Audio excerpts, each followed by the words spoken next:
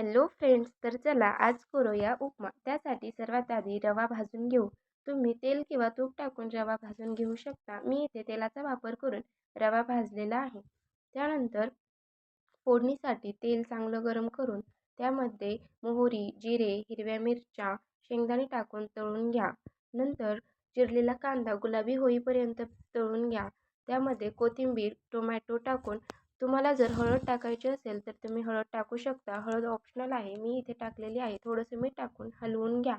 त्यानंतर भाजलेला रवा टाकून चवीनुसार मीठ टाका आणि चांगलं मिक्स करा. मी एकीकडे गरम पाणी करायला ठेवलं होतं, तर नंतर गरम पाणी टाकून घेतलं. मी 1 वाटी रवा घेतला होता, तर त्याला 2-2.5 वाट्या पाणी लागलेलं आहे. तुमचा रवा कसा आहे, जाड असेल तर जरा जास्त पाणी लागतं. तर आपला उपमा रेडी आहे. सर्व्ह करूया.